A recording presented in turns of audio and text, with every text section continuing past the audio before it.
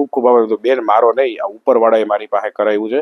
ભગવાને કદાચ મને નિમિત્ત બનાવ્યા હશે અને અમારા સાથી ઉમેદવારોને નિમિત્ત બનાવ્યા હશે.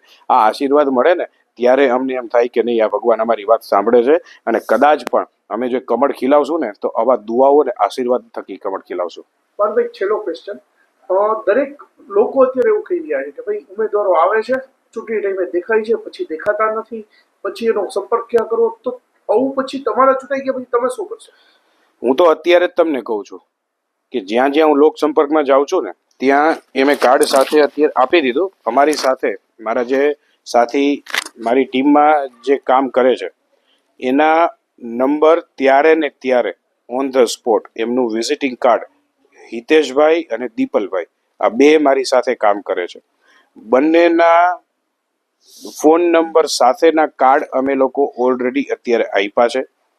એ સિવાયના 2-3 દિવસની જ અંદરના જે તમને વાત કરું તો જે પ્રશ્નો હતા એ અમે નીકળ્યા પછી 2 જ દિવસની અંદર એના જે પ્રશ્નો તેનો ઉકેલ લાવી પણ દીધો. અમે 18 તારીખની રાહ જોઈ પણ નથી.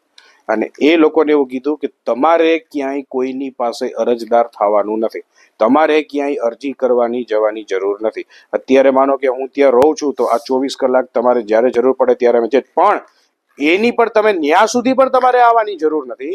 મેં જે નંબર આપ્યા છે એ બંને ભાઈઓના તમે એને ફોન કરશો, તમારા ઘરે આવીને એ તમને પૂછશે કે બોલો માં તમારે શું જોઈએ કે ભાઈ તમારે શું તકલીફ છે અને તમારા પ્રશ્નનું નિરાકરણ જે છે એ કરી જશે. તમારે ક્યાંય જવાની જરૂર નથી. તો એના માટે થઈને નેકી કરવા માટે થઈને કે એના માટે થઈને તમારે કોઈના આમંત્રણની જરૂર નથી. આ કામ કરવું છે તો 100% આજે ભવનાથ દાદાના સાનિધ્યમાં અમે આવ્યા છીએ, એ વોર્ડ આવ્યો છે તો એ કામ પૂરી નિષ્ઠા સાથે કરવું છે અને જે ઓલરેડી ચાલુ પણ કરી દીધું છે. પાર્થભાઈ અત્યારે કેટલી સીટ આવશે તમારી દ્રષ્ટિએ અને લોકોને શું અપીલ કરો છો?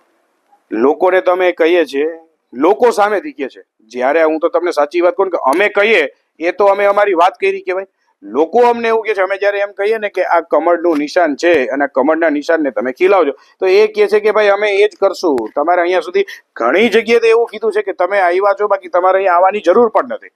અને હું તમને કહું છું કે પૂરો વિશ્વાસ છે કે 56 સીટ લઈને અમે આવશું.